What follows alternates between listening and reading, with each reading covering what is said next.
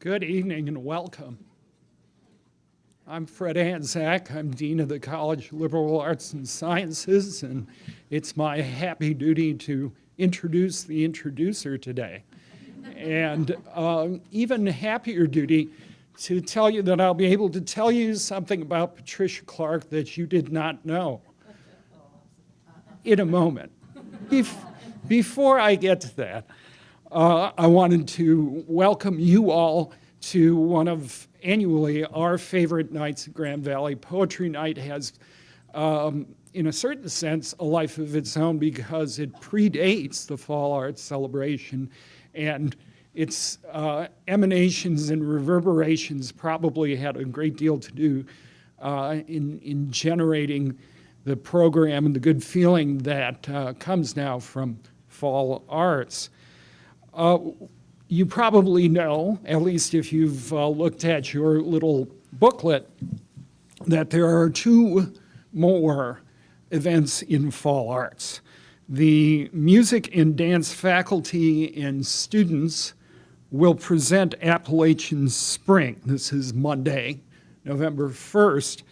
And what's special about that performance is not just Aaron Copland's wonderful, familiar music, but also that the dance that they will be participating in is the original Martha Graham choreography with some of the original costumes and sets. It'll be an amazing evening, and you're all invited. I should tell you, however, that you need a ticket. Now, wait. All fall arts events are, of course, free.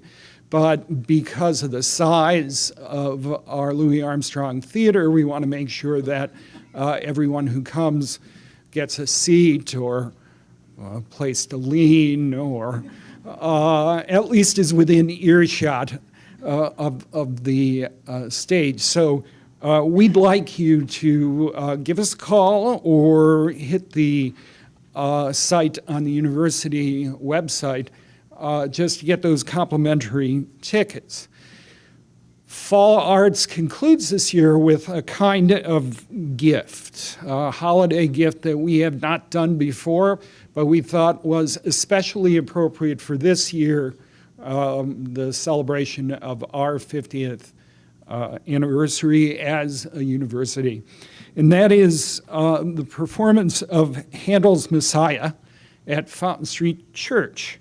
This will take place on Monday, December 6th.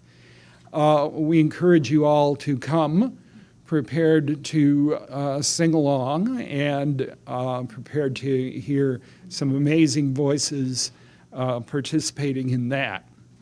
Well, enough of that. Let's get to Patricia. You know Patricia as a great poet, someone published in many parts of the world in a variety of contexts. We know Patricia at the university, and she's giving me the evil eye for some reason, as a great teacher and an extraordinary colleague. But I think Patricia Clark is a sort of synecdoche, an icon for how things really do go as they should at Grand Valley. Because not only is Patricia an accomplished poet and teacher, but she's been a department chair, she's been an associate dean, she's served in a variety of administrative contexts that would test anybody, but have only demonstrated her extraordinary abilities. So we can think tonight of Grand Valley as the idyllic place where poets run the world, and there's no poet that I'd rather have run the world than Patricia Clark. Please welcome her.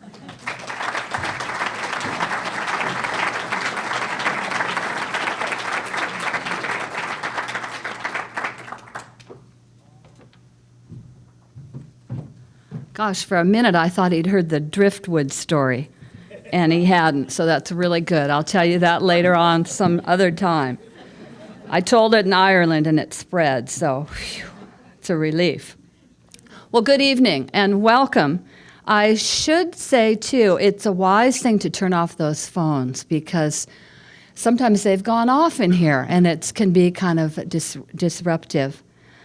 Welcome to our 9th Poetry Night evening. Many thanks to President Haas and Marcia Haas, to Dean Anzac for that very nice introduction, to really the whole office at the President's office at Grand Valley.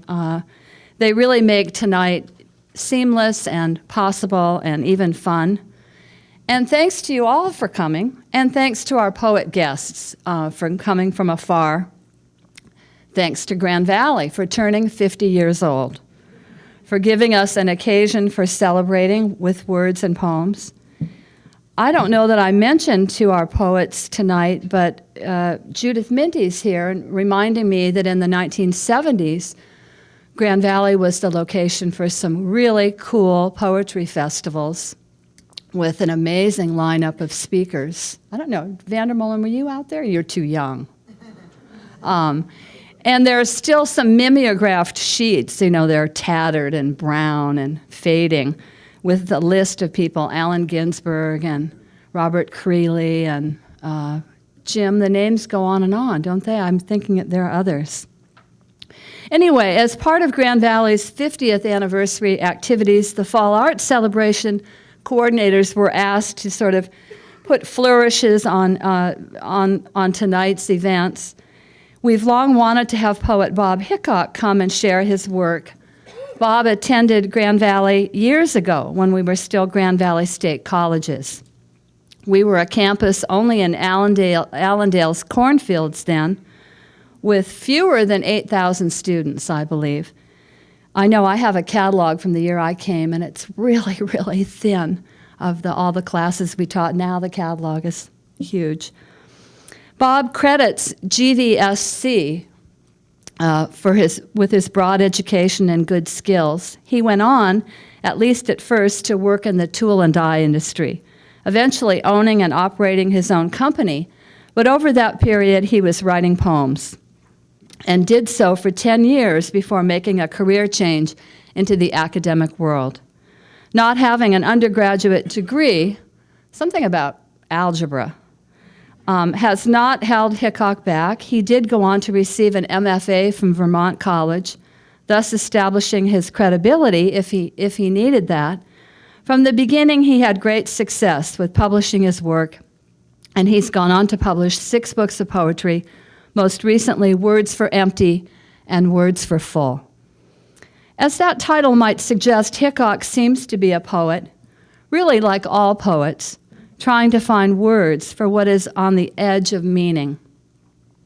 When I think of Bob Hickok's work, a first impression formed some years ago, I remember well the pleasant shock of reading his work the first time. What was it? His seemed like an outsider voice. Some of it was his vocabulary. He seems to be able to swerve from popular culture to emotional depths in the drop of a phrase. He seems to spend a lot of time wondering about subjects most writers would breeze past: X-ray glasses, how origami was invented. There's a poem about Peoria, and one titled Spam Leaves an Aftertaste. Recently, I read an interesting essay by one of last year's Poetry Night poets, Tony Hoagland. It's titled Recognition, Vertigo, and Passionate Wordliness. He discusses 2 large camps of contemporary American poets at work. One he calls the poets of order and reflection, out of William Wordsworth, and the other, the poets of vertigo, trying to express the maelstrom of contemporary life, digital and web overload, etc. Where would Hickok's work fall? You might immediately say, oh, he's a vertigo poet. Not Virgo, vertigo, with his associational enthusiasms. I think of Hickok's antecedent in poetry as someone like Albert Goldbarth, who includes science, philosophy, and ruminations on the kitchen sink in his work. The more I read Hickok, though, I think he's secretly not a poet of vertigo, but of order and deep emotion. There's a generosity in his work, a love, if I can dare to use that word, for the hapless people around, the ones whose homes are being foreclosed, the ones on the street, the lost ones in suburban homes, trying to get along with each other. In a poem called To the Moon, Alice, and you know the reference if you're of a certain age, about some quarreling neighbors, one where the wife physically hurts her husband, there's a temporary truce. Here's how Hickok closes the poem. For now, he's back and bandaged and mowing. She's inside and singing to the sewing machine as repairs continue. I'm at my desk, and the trees are poised for eventual collapse, and love is what they feel, and love is what they defend, and what but love follows the corpse to the lovely grave. So please welcome Bob Hickok, but I'm going to go on and introduce Carolyn Forché. So for Bob Hickok.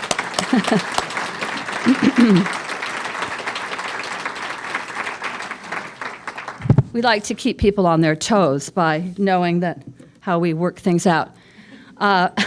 We were delighted when poet Carolyn Forché was available to join us tonight on short notice. It seemed to make a right connection, GVSU's 50th anniversary, and now two poets with Michigan roots reading at Poetry Night. Carolyn Forché makes a rhyme, in a sense, with an earlier poet who's been here, Philip Levine, in being from Detroit. And she rhymes also with Bob Hickok, our tool and die man, since Carolyn's father and a brother have made their livings as tool and die makers. Carolyn Forché, as you can read in the program, is the author of 4 books of poetry, most recently Blue Hour, and she's edited an important collection of international poetry against forgetting, 20th century poetry of witness. Her work has won awards from the time of her first book in 1976 to the present. In so many ways, Carolyn Forché was ahead of her time. She majored in international relations and creative writing, although there wasn't, I guess, exactly a major then, at MSU. Long before study abroad was encouraged, long before talk of a global world. She's done important work as a translator of other poets, notably Claribel Alegria and Robert Desnos. And I think of Ms. Forché's deep connections with her roots, strands of connection with the life story of her grandmother, a woman resistance fighter imprisoned during Nazi occupation of the former Czechoslovakia. Carolyn Forché's poetry has changed over time, becoming less personal and more historical, according to many critics, but perhaps a better way to see it is that increasingly she defines the personal as larger than an individual life, and definitely as connected to strands of history through reading, travel, ethnicities, and of course political concerns. In Blue Hour, specifically a poem called On Earth, Forché writes in ancient hymn stanzas using abecedary, a kind of alphabetical form. This in a poem said to be a transcript of mind passing from life into death. A poet's reach is really her vision, Forché seeming to travel up in space, out in time, to an Icarus-like sky view reach. I'm reminded reading On Earth of 2 earthy poets, American Walt Whitman and Chilean poet Pablo Neruda. Whitman for his use of anaphora, both poets for their loving appreciation of things of this world. Here are a few of Forché's lines. The early summer's green plums, the empty wet shirts on the line waving, the endless unbroken lines, the evacuation of ghosts, the flautist's breath in a stairwell, the flues of white phosphorus marking the city, the 4 and 4, the forbidden world hidden behind it. We will do well to note another function of the poet to reveal to us the hidden world, sometimes, often, one right in front of us. Please join me in welcoming both Bob Hickok and Carolyn Forché on the stage.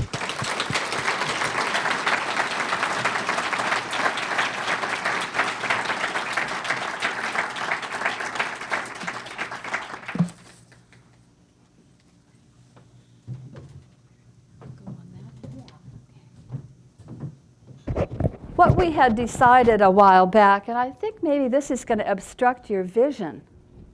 I might be able to move this a little bit back. I think that might work.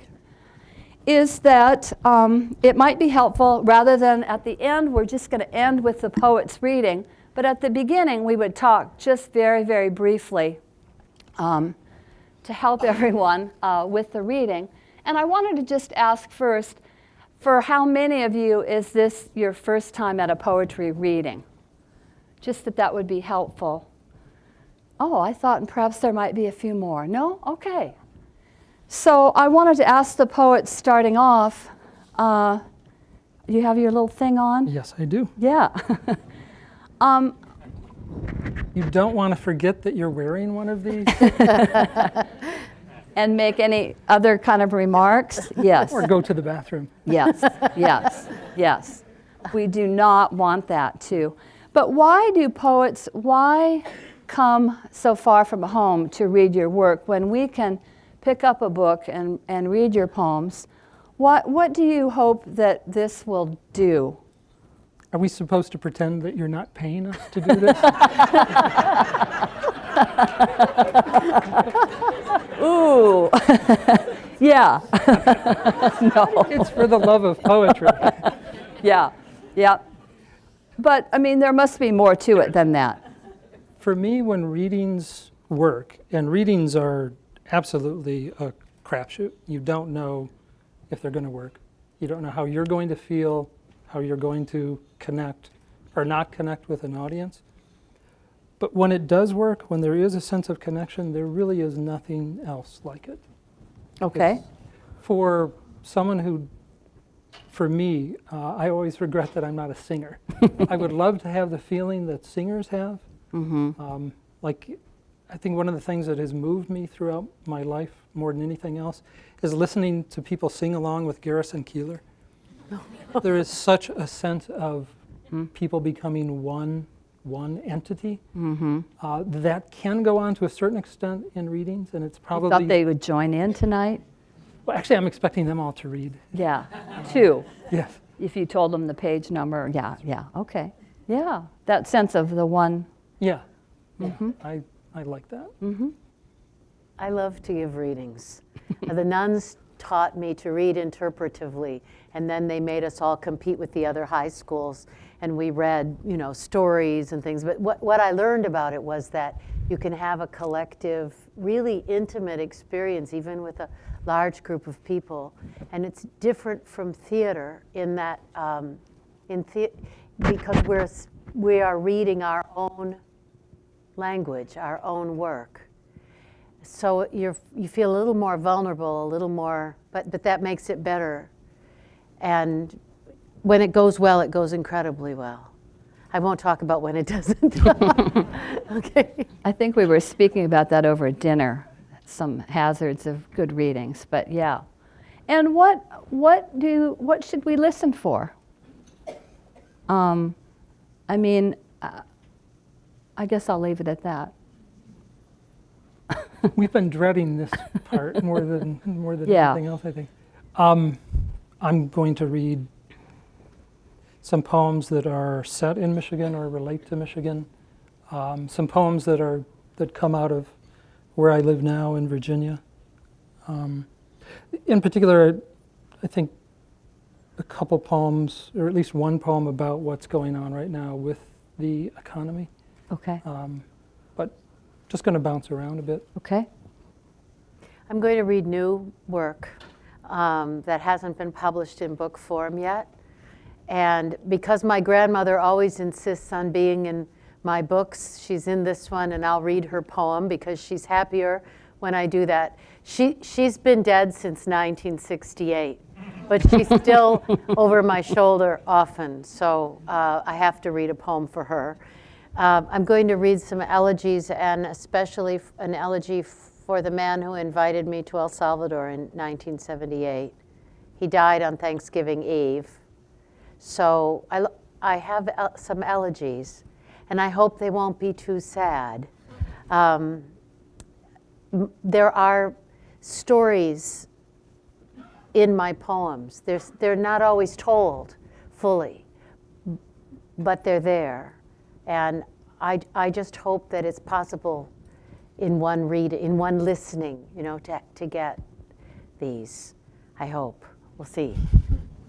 And as we were laughing about, you can Google for more details. Right, but No, not not tonight, later, Yeah. later. Okay. Yeah. Anything you want to add? Well, thank you. We're very happy that you're here. I'm really happy to be back in Michigan. I grew up here, and I miss it. And you do have a bigger sky than we have where I live now. And we've been trying to figure out why it is bigger, because it's actually the same sky that everyone else on the earth has, but yours is bigger. And so maybe if one of you can tell me why later, that would be really wonderful. And happy birthday to Grand Valley. And it's a little disconcerting to realize that I'm fully 10 years older than this school. And it's a big college, and I'm older than a college. I don't know how I feel about that, but I'm really happy that Grand Valley's grown and is successful. Do you have any advice for the university? Well, you mean because I'm older? Because you're older. That would be helpful. But thank you. Take your vitamins. Thank you. Great. Well, Okay. thank you. And we'll hear from Bob Hickok first. So, yeah, and we'll turn these off.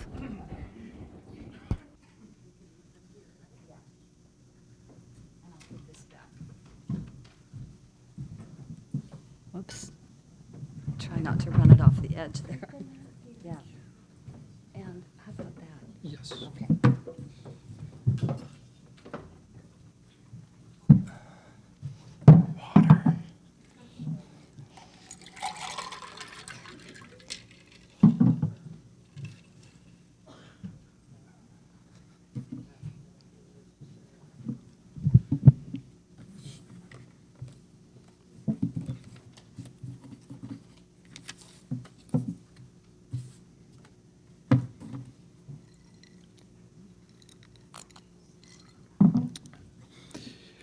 Hello. This first poem is called My New Neighbor. Looking at a cow one morning last month, I wondered if the congregation of flies on the eye of the cow stared at the eye of the cow with their compound eyes, and if I had ever seen this many eyes in this small a space, or had a thought in which the word eye occurred so obsessively. I wanted to touch the cow, and the cow seemed to ask to be touched. But when I moved toward the fence, the cow waddled away, and the flies waddled with it. The cow had a metal tag in its ear, orange with the black numeral 42. This will help them make hamburger of the cow, which is the calling of cows in these parts. Help sellers and buyers and loaders of cows note the selling and buying and loading of this cow.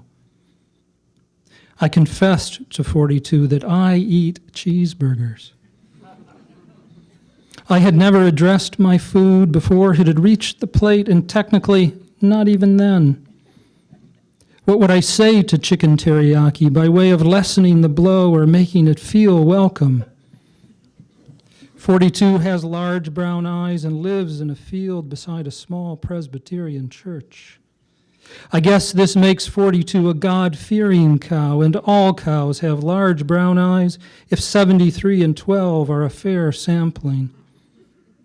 They pretty much do what 42 does 7 days a week, which is eat, and which suggests they are atheists after all. Because of this philosophical bent, I have taken to asking 42 if agnosticism is the most reasonable position, my thought being that the mind cannot dispense with the notion of a first cause. When 42 blinks at my question, the flies lift off and come back to what must be their home planet. It is comforting to talk to large animals, whether they listen or not. I said it is comforting to talk to large animals, whether they listen or not.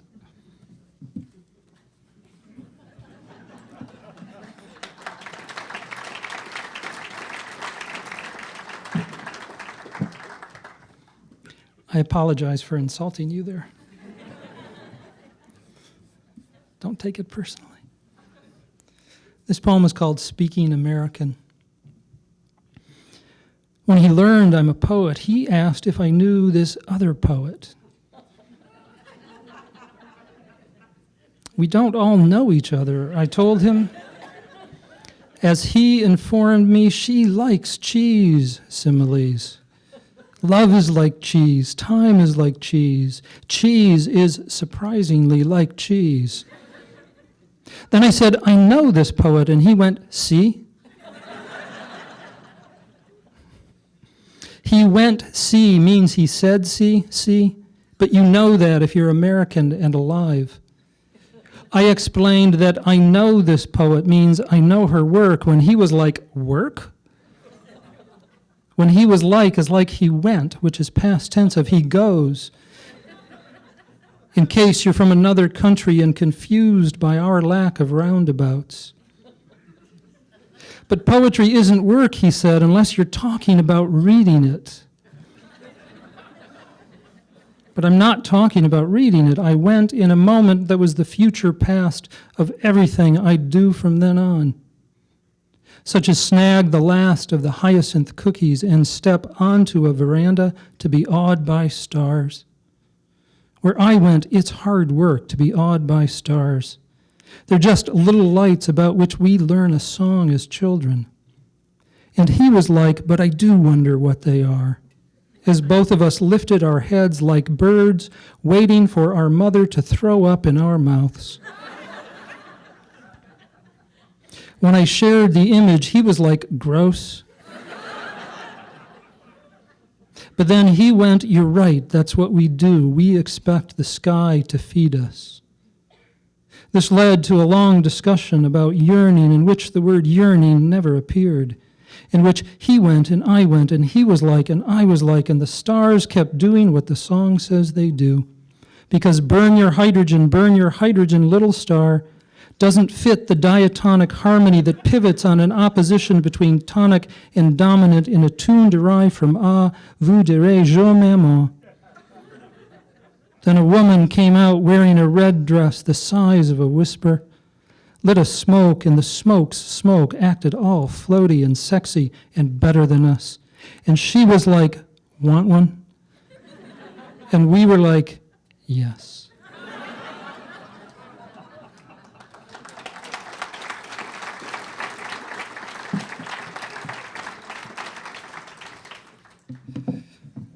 You're a very kind audience. I wanted to take a minute and do something that will probably be awkward because I don't like doing kind of off-the-cuff things, but all of this is off the cuff. I really wanted to thank Grand Valley and in particular Stephen Rao. I benefited so much by the chance of ending up here. The place, and I think our time together in particular, suited me so well. I have a peripatetic mind, but I'm also I like to work. And the changes that I have gone through in my life, the different careers I've had, and the things that I've been able to teach myself, a lot of that nature of my mind was focused here. And in particular, I want to make a cause for a liberal arts education. The notion that you can come... Why did I know you would clap for that? The notion that you can come to these places and work on the nature of your mind, independent of particular objects that your mind happens to study at one time, it thrills me. And what I want to be doing with young people more than anything else is not help them walk away with a particular bag of information, but the ability to go out and make their own way, whichever way that turns out. So, thank you very much. It's right there. This poem is called In These Times. My sister's out of work, and my brother's out of work, and my other brother's out of work. These are facts available over the phone or in person, just as now 3 clouds travel north, one above another, smallish, amoeba-shaped, and the bottom cloud just died, and the top 2 have joined forces and left me to fend for myself under a new sky. How vague is that, amoeba-shaped? That could be anything, cigar-shaped, Manhattan-shaped, could be LIBOR, T-bills, job report, which arrive as theoretical entities, words from a teleprompter repeated by newscasters and converted to waves beamed to satellites and bounced to my set to be reconstituted as their basset hound eyes of concern when the day's dollop or wallop of woe is mashed and rehashed by people making good scratch for telling us how bad it is. There's little to hold in what they say. That's what a job is, a pencil to hold, a scalpel, shovel, a statistical analysis of the probability that anyone will read the statistical analysis. Even such slippage is a mind hold that keeps someone from drifting off into irrelevance. I could offer this in Hegelian or Sartrean terms of engagement before the void, but really, if you're alive and sentient, you're an existentialist in that you know most of what awaits is neither breath or the electrochemical dream of you carry forth and mix with fellow soothsayers of the eternal mysteries. Know intuitively that work is money, honey, but also, and maybe more so, is your hands kept busy with needle and thread, hammer and scythe, memo and counter-memo? Is you joining the thrum and hum that is all there is except what there is not? My sister's out of work, and my brother's out of work, and my other brother's out of work. These are facts known to many and more many every day. There, but for the grace of a W-2, go you. As I'm employed by this poem that's about to lay me off, I remember that when the question of what to do gets intellected about. Jobs to do because there's work to do, because this whole to-do's a stopgap measure to the zip or heaven to come, about which we haven't a clue. A little Keynesian now, or a lot of keening later, when the phone rings and maybe it's you whose house is no longer your house, whose car's just been slicked away by a guy tatted up all goth and penitentiary. You whose kid needs grub. Me who has to mumble through some version of, could you, I don't know, maybe send me, I hate to ask, a few bucks. If you never had to make that call, let me kiss the inside of your skull. Let me intercede on the part of the burned field for the grass, on the side of the cadaver for the walk under moonlight.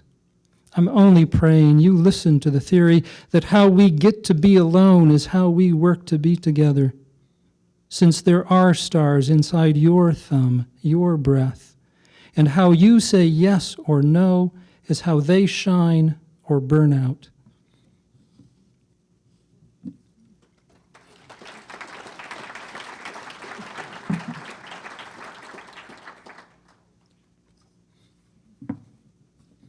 This is called a primer. I remember Michigan fondly as the place I go to be in Michigan. The right hand of America waving for maps, or the left pressing into clay a mold to take home from kindergarten to mother. I lived in Michigan 43 years. The state bird is a chained factory gate. The state flower is Lake Superior, which sounds egotistical, though it is merely cold and deep as truth. A Midwesterner can use the word truth, can sincerely use the word sincere. In truth, the Midwest is not mid or west. When I go back to Michigan, I drive through Ohio. There is, off I-75 in Ohio, a mosque. So life goes corn, corn, corn, mosque. I wave at Islam, which we're not getting along with on account of the towers as I pass. Then Ohio goes corn, corn, corn, billboard. Goodbye, Islam. You never forget how to be from Michigan when you're from Michigan. It's like riding a bike of ice and fly fishing. The Upper Peninsula is a spare state in case Michigan goes flat. I live now in Virginia, which has no backup plan, but is named the same as my mother. I live in my mother again, which is creepy. But so is what the skin under my chin is doing. Suddenly there's a pouch like marsupials are needed. The state joy is spring. Osiris, we beseech thee, rise and give us baseball, is how we might sound were we Egyptian in April, when February hasn't ended. February is 13 months long in Michigan.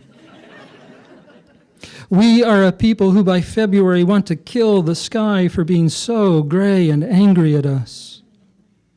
What did we do is the state motto.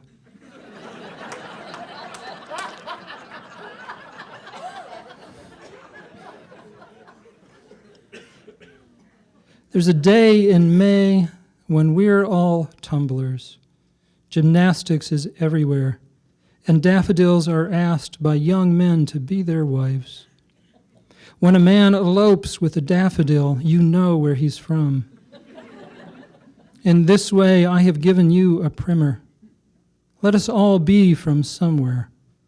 Let us tell each other everything we can.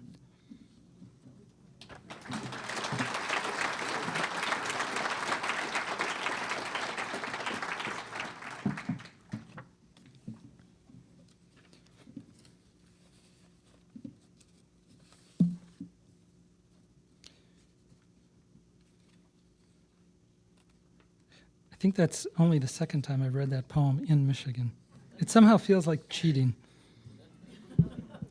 This poem is called There is a Crematorium in Bassett, Virginia. A butterfly flew by, one of those white jobs you hardly notice on a sunny day. Small, seemingly indecisive in its flight path, not like a hawk or F-16. I was sitting in a parking lot, my spine resting against the open space of the open door of the back seat of a blue car. It looked like hard work, the going from my left to my right, slowly, as if tied to this fragile buoyancy were suitcases I'd never see. All the stuff the butterfly might ever need. A twig to land on, the butterfly equivalent of a PBJ.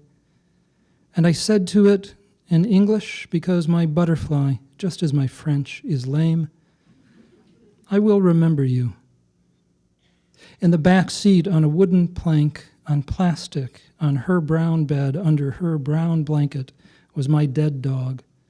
The dog I'd held 2 hours earlier, while first a sedative was injected into her ass, to draw the leaf of her mind down a river, and then death into her lung when the vet couldn't find a vein. Death was pink, and a second pink shot was needed when she wouldn't stop breathing. I told the butterfly, stay away from me, I kill things. The butterfly listened as I waited for my wife to return from asking where we should take our dog. An old man came back with her, limping in his green shirt, as if a forest had asked that morning, can I come burn dogs with you? And he had said, yes, pine tree, yes, larch, Yes, you soft, you needled beginnings, come burn dogs with me. He was going to carry her from the back seat to the back door, but Eve said we'd like to, and I lifted her, her body stiff already. Whereas before she felt like twilight against my chest, the giving in of sun to moon, the shattering of light into the whispers of stars. On the drive down, I kept petting her and smelling her head as I had for 16 years. I can't tell you how much my life has been pressing my nose between her eyes as she pressed back. That she was how life came to me in its desire to do today what it had done yesterday. Eat, run, work, persist. I can tell you, I just told you a poor version of this romance, and that if you don't love dogs, get the hell out of this poem. And that if you don't want to know how shitty ugly the back room of the crematorium was, don't worry. I'm keeping that between me and hating that setting Sasha down on unswept concrete is my last moment with her, not exactly an act of grace. Sure, the breakdown of hips, sure, the fatigue of molecules, sure, honor at times is a slug in the brainstem. But I killed who I loved, and death was pink, was pretty, and a butterfly flew through it. And was there ever a day you wanted back that you knew you'd bramble through exactly as you had, but the cuts were everything you had to hold? I'm left with this cheerleading. Go, butterfly. Go, you who may already be dead, me who may already be dead, because I'll descend from this poem to where she'd be looking over at me, knowing we were about to go out and slip into the flesh of air, air that talked to her, air that was the verb of her life. If you've never understood eager, never felt embraced, never believed the distance you carry around that slips like a shiv between you and simple, you and yes, you and me couldn't be removed, eased free. Let a dog teach you what blood wants you to know but can't explain on its own. And there she won't be. There I will be for a first time trying to hold this absence in a way alchemists would understand, who see gold in everything, bless their hearts. Their misguided, unscientific, stubborn, I hope more than ever, spot-on hearts.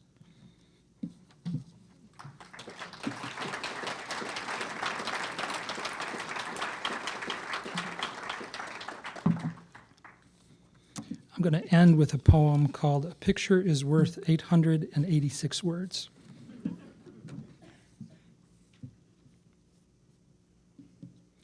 Her name was Allison. Allison or Beatrice. Beatrice or Hyacinth. Like the flower, but not spelled like the flower. I'm not one of those guys who forget women's names. I'm one of those guys who's distracted in this particular constellation of memory by having taken a picture of my penis long ago that did not include my penis. Things were going well with Allison or Beatrice or Hyacinth. So well we knew we'd make love soon, or to wax pronounly, we knew we were going to do it. But Allison or Beatrice or Hyacinth was very honest and very smart and very shy and very hurt at least once, for she had the idea that we each take a picture of our naked selves and share these photographic confessions. That way, if one of us didn't like what we saw, we could demur without rejecting actual flesh. Actual maybe sagging or strangely asymmetrical or gothically tattooed flesh. In the moment of its unveiling, that phase of a relationship that should be accompanied by the phrase, ta-da!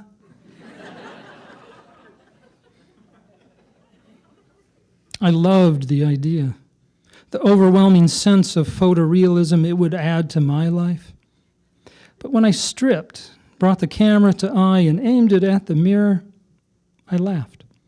Laughed and thought, Johnson, Wang, Schlong, Puddlerutter, Meatsicle, and noticed once more that the penis, especially the flaccid penis, appears to be what God was working on when the phone rang.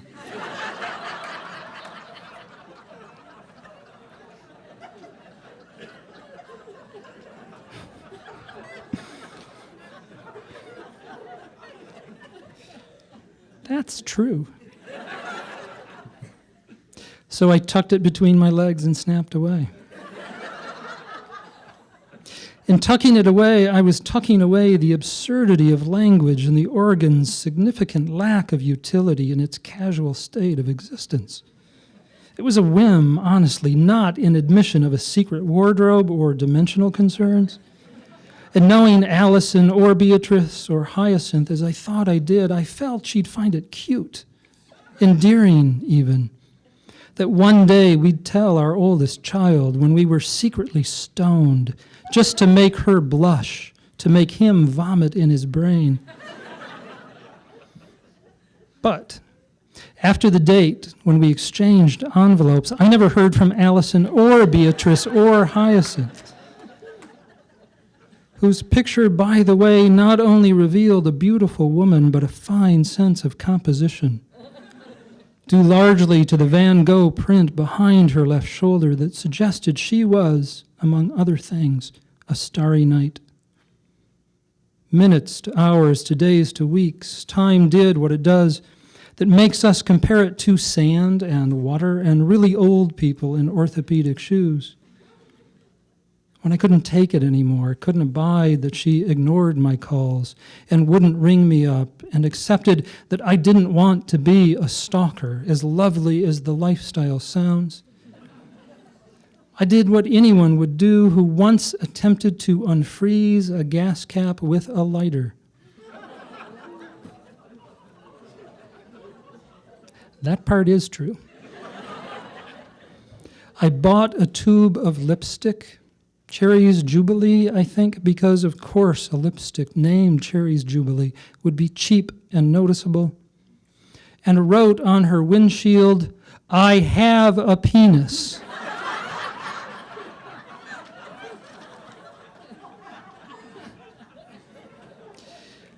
If you're thinking a note would have done, a letter, a message on her answering machine, some skywriting even would have been better. I only have this to say. You obviously have a frontal lobe, whereas I am bereft of such concerns. So I'd written in large letters what I never thought I'd have reason to write. When this woman, this older woman in sensible everything, sensible coat and shoes and hat and skin, I found her skin eminently sensible, and how it held the parts of her that were supposed to be inside. She stopped and gave a little tug on her dog, her dachshund, I want to say. Probably because I had a dachshund as a child, Snippy the miniature dachshund, which even at 10 seemed redundant, for I saw no especially large dachshunds, no Godzilla dachshunds I needed to worry about distinguishing from the lesser dachshunds. She stopped and gave a tug on her dog and read what I'd written in my frankly impressive block letters. I was and remain quite legible, whether confessing I have a penis or writing on the whiteboard on the fridge, eggs, peace of mind, so my wife and I won't forget what we want from life. She was there and leaning toward the windshield, the dog leaning the way dogs do when people stop, as if they know it's a mistake for living organisms to stop, ever. She leaned and looked at the windshield, at me, at the windshield, at me, and whispered very softly, as if her lips were tiptoeing, as if her voice were a match in a room of gasoline, "So do I."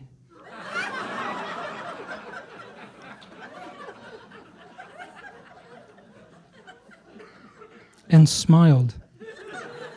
The best smile I'd ever seen. A smile that made me think she'd waited her whole life to admit this to someone on the street, someone with obviously a few things to work out.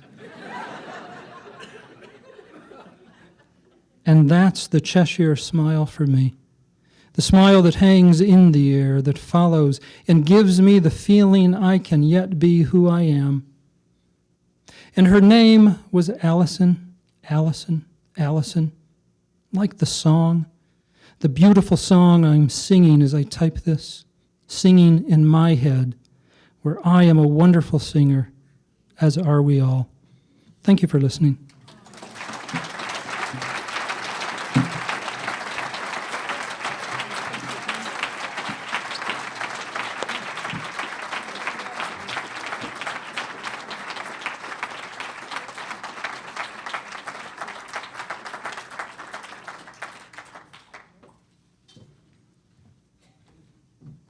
Thank you, Bob. That was great reading.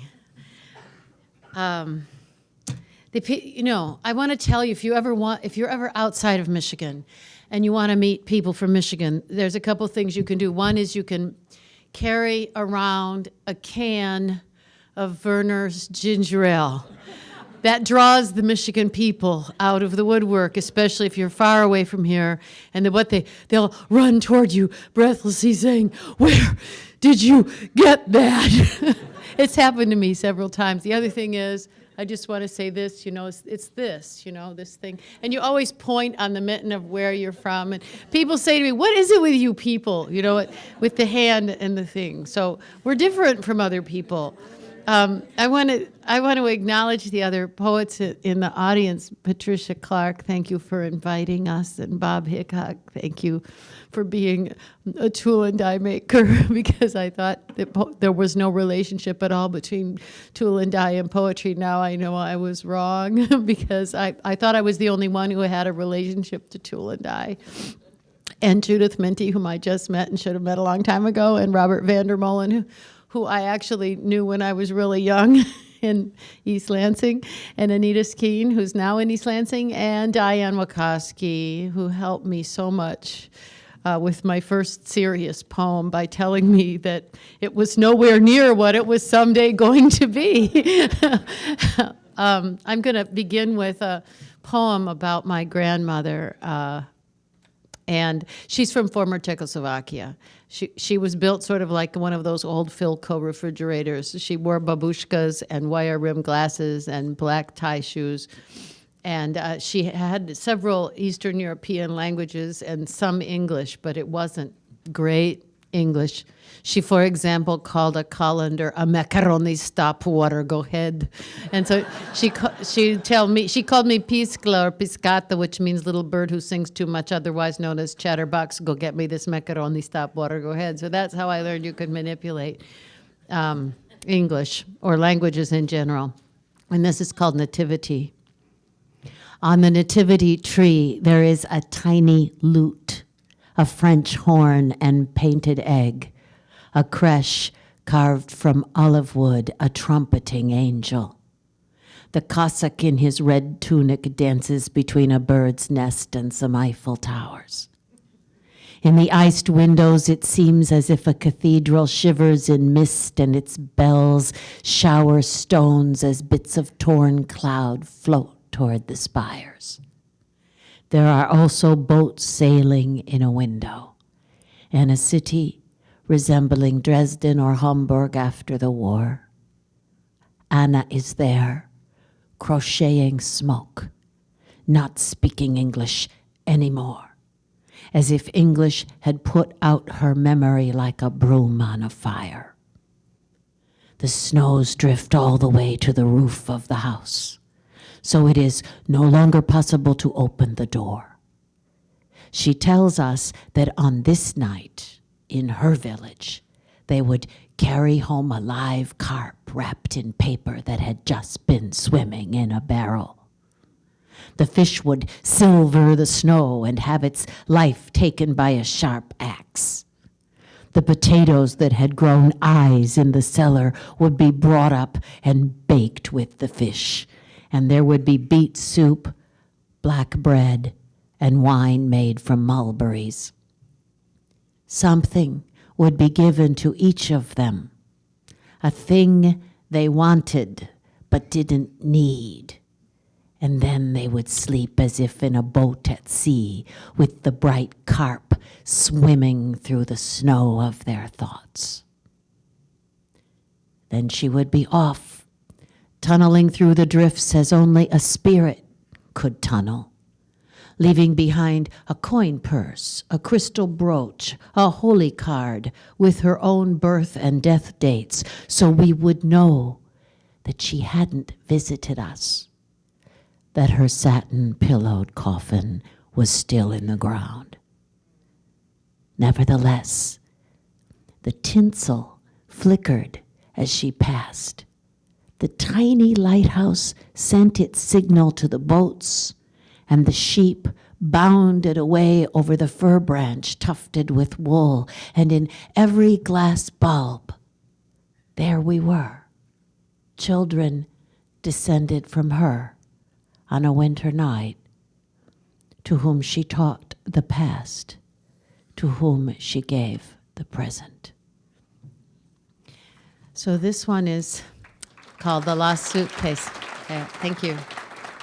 I had a good friend for 30 years. He was a poet called Daniel Simcoe, and he died unexpectedly in 2004, and we just posthumously published his first and last book, which is called The Arrival.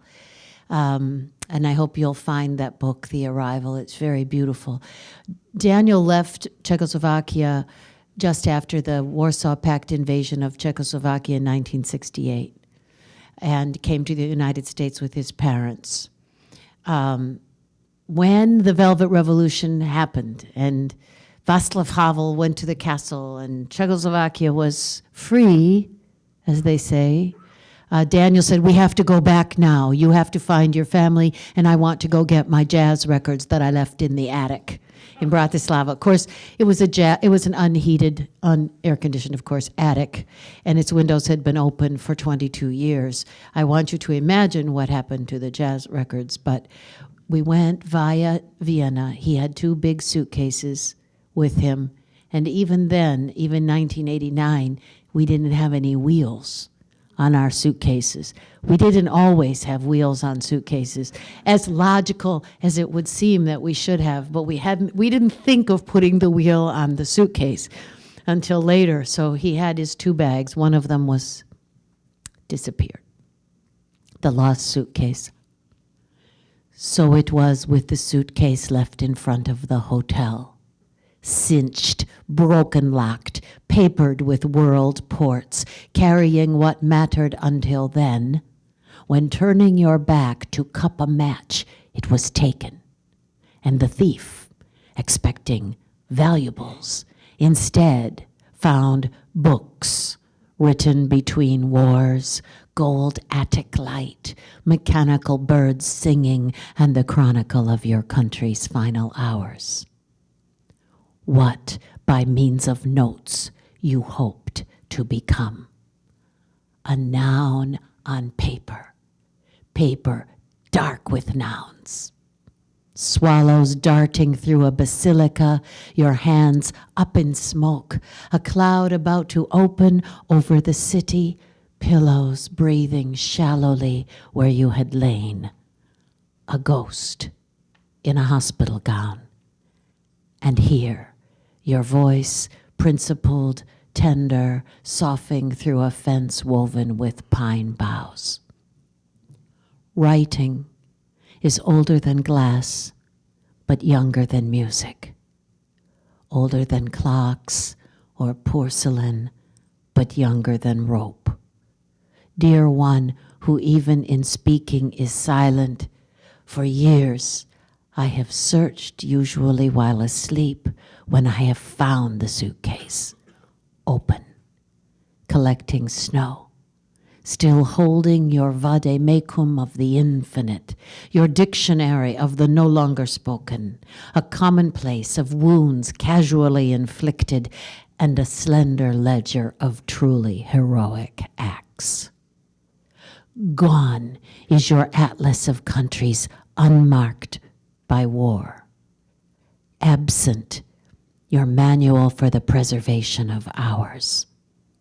The incunabulum is lost, both your earliest book and a hatching place for your mechanical birds, but the collection of aperçus having to do with light laying its eggs in your eyes was found, along with the prophecy that all mass murders were early omens. In an antique bookshop, I found your Catechism of Atrophied Faiths, so I lay you to rest without your psalter, nor the monograph wherein you state your most unequivocal and hard-won proposition that everything must happen, but to whom doesn't matter. Here are your books as if they were burning. Be near now and wake to tell me who you were. This is for a poet who went through the siege of Sarajevo, letter to a city under siege. Turning the pages of the book you have lent me of your wounded city, reading the braille on its walls, walking beneath ghost chestnuts, past fires that turn the bullet-shattered windows bronze, flaring an instant without warming the fallen houses where you sleep, without water or light, a biscuit tin of nothing between you. Or later in the cafe ruins, you discuss all night the burnt literature borrowed from a library where all books met with despair. I wanted to give your notes back to you, so they might be published in another language, not yours or mine, but a tongue understood by children who make bulletproof vests out of cardboard. We could then lie down in the cemetery where violets grew in your childhood, before snipers fired on the city using gravestones for cover. Friend, absent one, exile, I can tell you that your tunnel is still there, mud-walled and hallowed of earth, through which you smuggled oranges into the city, oranges bright as winter moons by the barrow load. So let's walk further up the street, to the hill where one can see the city woven in fog, roofs filled with sky, uprooted bridges, and a shop window where a shard of glass hung over the spine of a book. The library burns on page 60, as it burns in all the newspapers of the world. And the clopping of horses' hooves isn't the sound of clopping horses. This is where, through snow, a dog finds his way with, in its mouth, a human bone. Quiet are the ruins of the houses of God. All the houses. And what else? What more? No food, no light, no water, even clocks aren't spared. But, my good friend, the tunnel, the oranges. This is for a poet I hope you'll read. He's a young poet who's a refugee from Ukraine, and he's profoundly deaf, and he's a brilliant, beautiful spirit, kind of an angel. And I wrote this for him about his childhood. Exile. The city of your childhood rises between steppe and sea, wheat and light, white with the dust of cockle shells, stargazers, and bones of pipefish. City of limestone, soft enough to cut with a hatchet, where the sea unfurls and acacias brought by Greeks on their ships turn white in summer. So yes, you remember, this is the city you lost. City of smugglers and violinists, chess players and monkeys, an opera house, a madhouse, a ghost church with wind for its choir, where two things were esteemed, literature and ships. poetry, and the sea. If you return now, it will not be as a being visible to others. And when you walk past, it will not be as if a man had passed, but rather as if someone had remembered something long forgotten and wondered, why? If you return, your father will be alive to prepare for you his mint cucumber soup, or give you the little sweet called bird's milk. And after hours of looking with him for his sandals lost near the sea, you visit again together the amusement park where your ancestors are buried, and then go home to the apartment house built by German prisoners of war, to whom your father gave bread, which you remember surprised you. You take the tram to a stop where it is no longer possible to get off. And he walks with you until he vanishes, still holding in his own your invisible hand.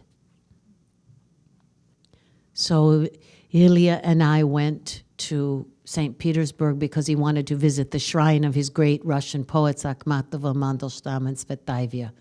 And it was winter, late spring. That's when it was cheap to go there, cheap to fly, cheap to stay in hotels. So I took him thinking it was a good idea for him to go to Odessa and St. Petersburg because he hadn't seen it since he was really young.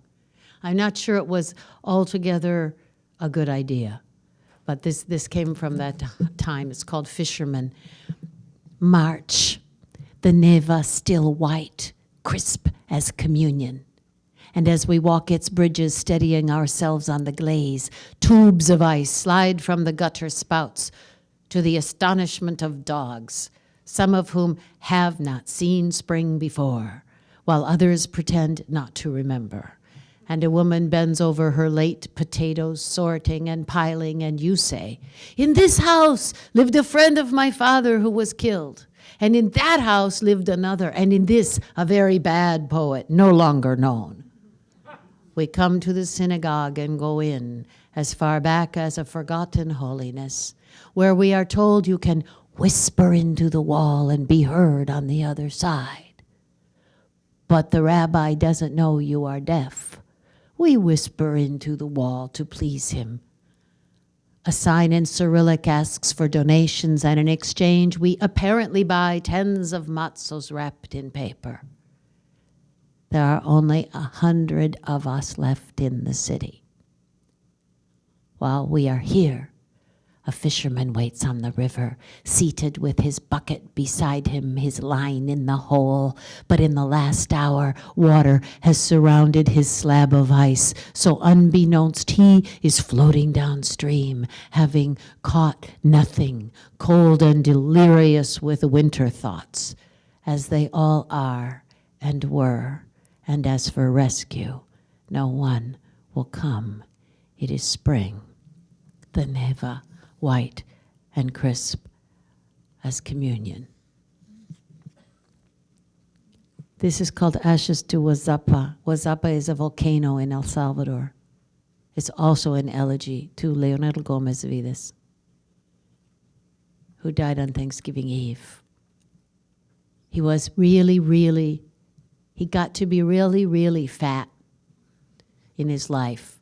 So that I should just tell you that most of us, just so you know, and you might want to know this in advance, when we are cremated, we weigh about 5 or 6 pounds, humans. Well, he didn't weigh 5 or 6 pounds. Ashes to Huazapa. Your cinerary box was light, but filled with you it weighed 8 pounds. Nevertheless, we each wanted our turn, carrying you up the mountain. We passed the roofless chapel, the crater, the graves of the youngest, the camping place, the secret paths, the impossible stone road. We came upon the ship. A foreign doctor was said to out bullets with a penknife, and children with iron by a camouflage moth alighted on the tree where most of you fell. And there your friend worked his machete until a cross appeared, and within it a Christ of sap and grain. The moth then vanished into the jacaranda, and dragonflies arrived, hovering. Then from nowhere, butterflies rained into the coppice, blue mariposas, as they sometimes do, into the roofless chapel. And as dragonflies whirred above us, the camouflage moth held still with its wings open, and the mariposas rose and fell until all was dust and wings, you in flight, leaving a life without a day not given to others, leaving us who stand in your sunlit clearing of butterflies and ash. Tapestry. You know, in Michigan, they don't make forts. Kids don't make forts everywhere. We made forts when we were little. I hope people in Michigan are still making forts, either in trees or in the ground. We made ground forts. You know, when you think about it, it was a very dangerous thing to do. We did a lot of dangerous things in Michigan when we were kids that parents don't let their kids do anymore. I'm glad I grew up then. This is called Tapestry. There is no album for these, no white script on black paper, dates stamped in the border, no sleeve, no fire, no one has written on the back from left to right. Your hair has not yet fallen out nor grown back. Girl walking toward you out of the orchard of childhood, not yet herself, having not yet learned to recite before others, and who would never wish to stand on a lighted proscenium, even in a darkened house, but would rather dig a hole in a field and cover herself with barn wood, earth, and hay, and be as quiet as plums turning. There is no calendar, no month, no locket, but your name is called and called in the early storm. No one finds you, no one ever finds you.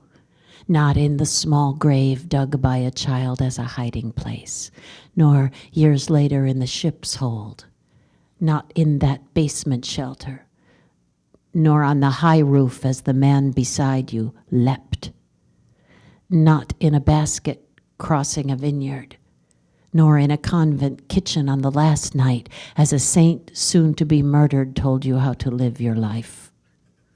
Never found you, walking in the ruins of the blown barracks, wading in the flooded camp, taking cover in the machinist's shop, or lighting every votive in the cathedral of Saint-Just with its vaulted choir and transept, tapestries, and a wall of suffering souls, an edifice never finished due to wars and epidemics and much disagreement about whether a certain rampart should be torn down.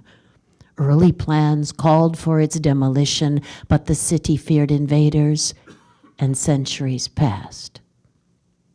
It was just as Brecht wrote, wasn't it? You came to the city in a time of unrest when hunger reigned. You came to the people in a time of uprising and you rose with them. So the time passed away, which on earth was given you. Gather in your sleep the ripened plums. Stay safe in the earth when your name is called. The end of something. We ate our lunch under the lindens. Figs were last. The lemons were nearly ripe, hanging like ornaments from the lemon branch. This isn't our last day, she said.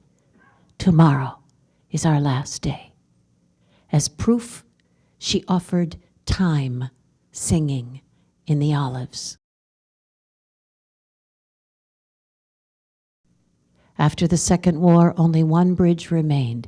People crowd upon it. We were trying to climb to the ruins when my heart gave way. When my heart gave way in the poppy field, I had to turn back. Before turning back, I pressed a few poppies in a book.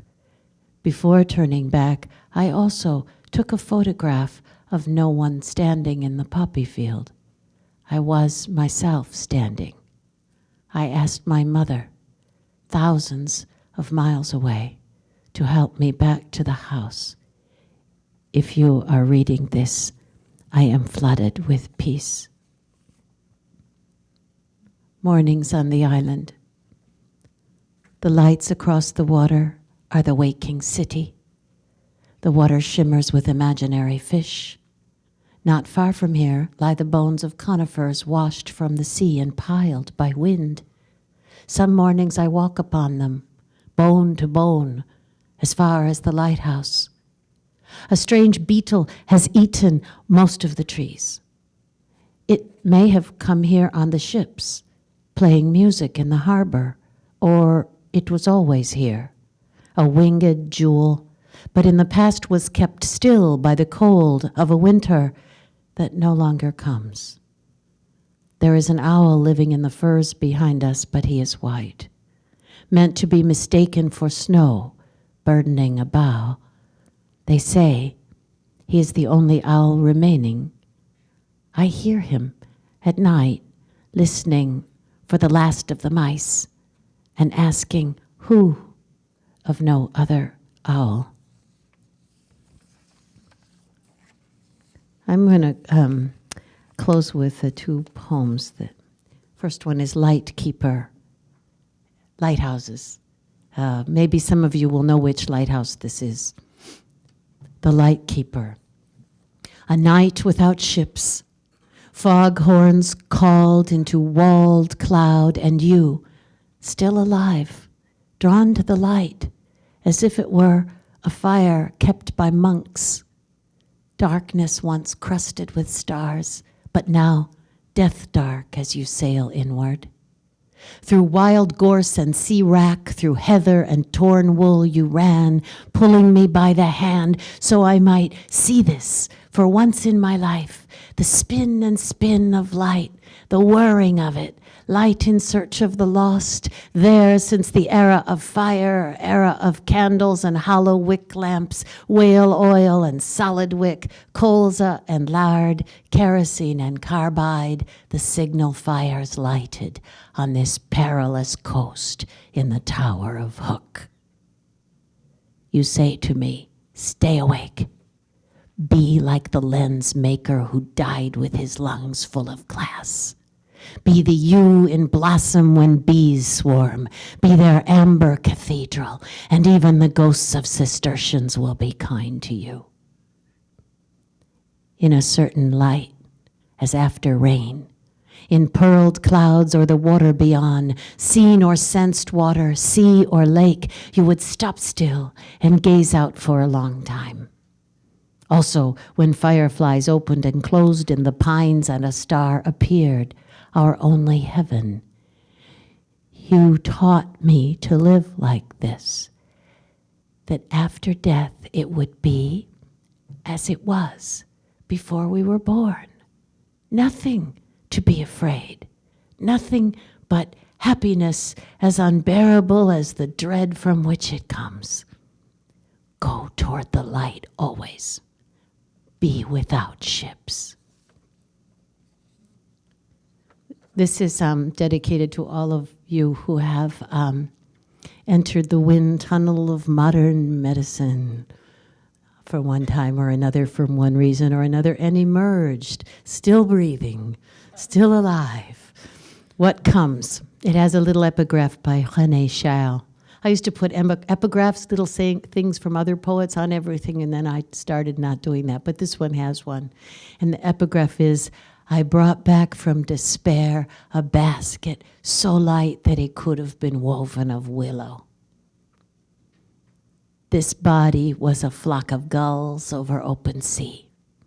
Its cries those of hunger entering clouds.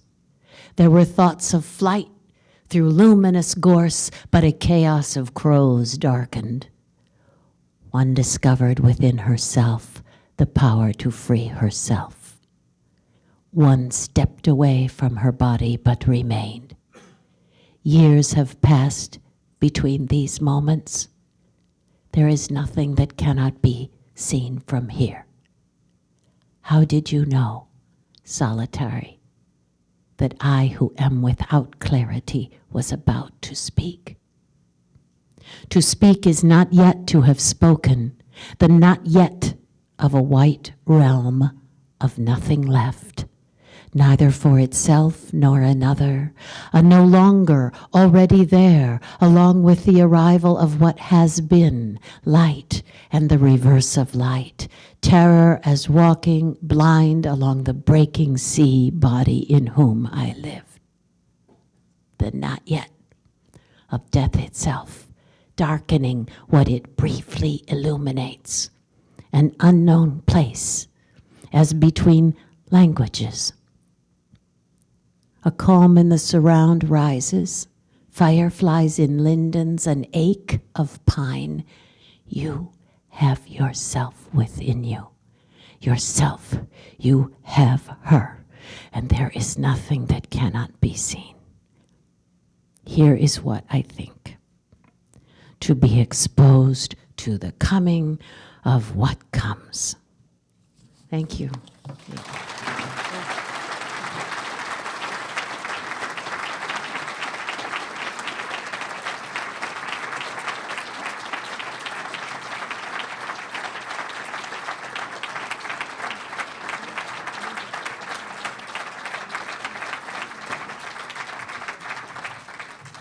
Please join us at the reception outside and also buy some books, and the poets will be signing over here at the tables. Wow, thank you. That was beautiful. Fantastic.